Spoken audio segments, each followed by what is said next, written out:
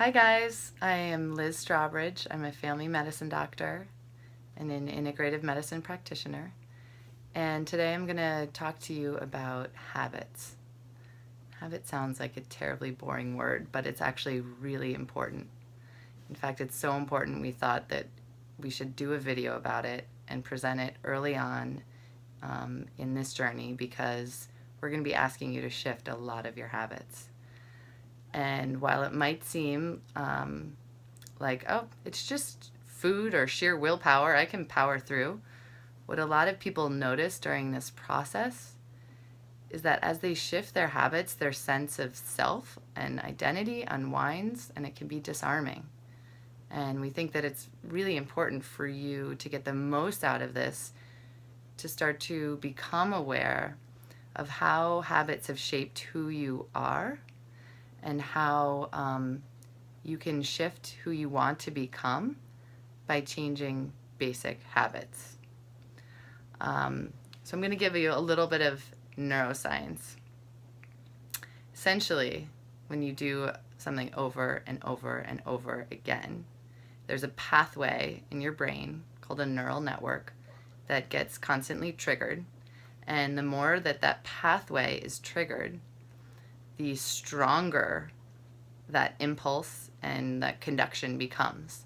So what happens is, let's just use a simple example like you're practicing piano. And there's a lot involved in piano: motor, visual, hearing. So all of this comes down to several pathways that get fired when you sit down at the piano. The more you do it, the faster and more efficient those pathways become, and the less you actually have to think about it, and the more automated it is. And that's just muscle memory. And how that happens is when you continually fire that same pathway, chemicals are released that cause your neurons or cause cells to create a sheath around your neurons. And that sheath is called myelin. It's sort of like the best most fastest conductive material, and it is going to make that signal fire like fast at the speed of light. So it's almost like you're putting it on like mega fast, so fast that you don't have to think about it anymore. And that's the beautiful part of muscle memory. Our brain is just created for efficiency and for continual improved efficiency. The problem is, it's not always that you're like learning a beautiful Bach piece on piano.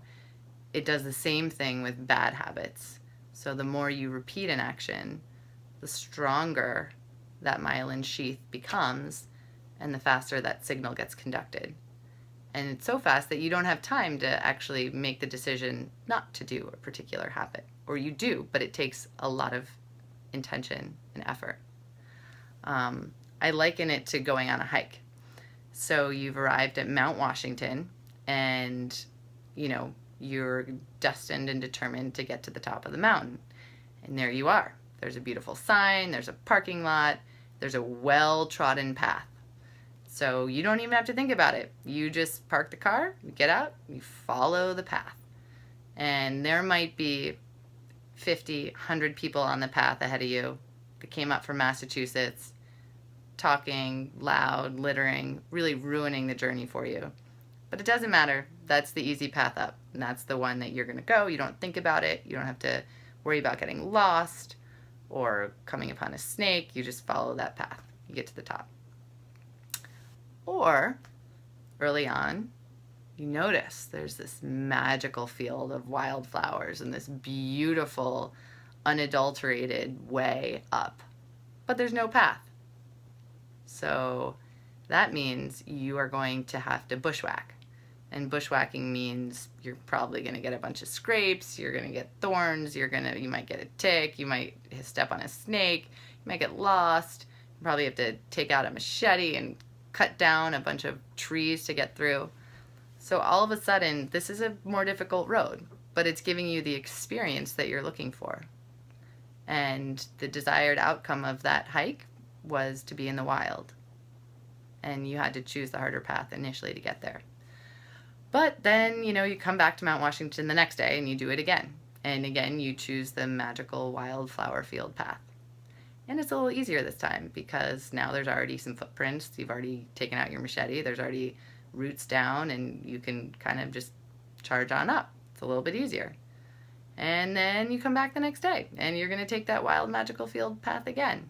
And this time it's easier. And you're going to do it again, and it gets easier. And every time you do it, it's easier until it's a well-trodden path as well. And you still get the experience of the magical wildflower field.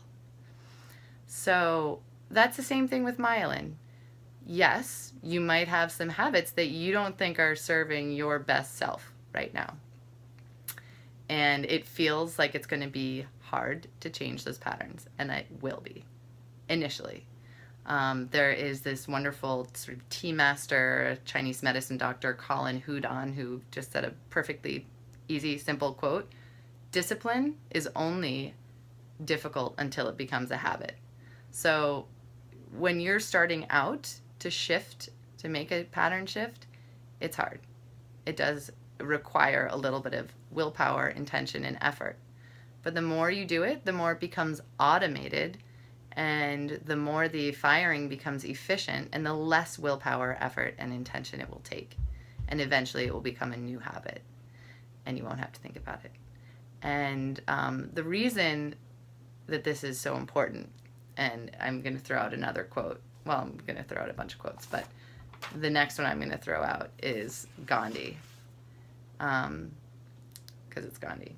Keep your thoughts positive because your thoughts become your words. Keep your words positive because your words become your behavior. Keep your behavior positive because your behavior become your habits. Keep your habits positive because your habits become your values. Keep your values positive because your values become your destiny.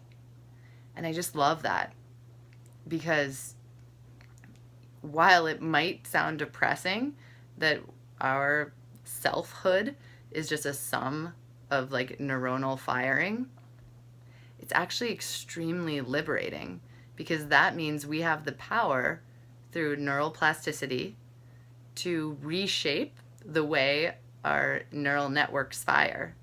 And it will take an initial amount of input and effort, which will eventually lead to new automated behaviors that will not require that same input and effort, and help you become more of the person that you want to be. Excuse me, I'm doing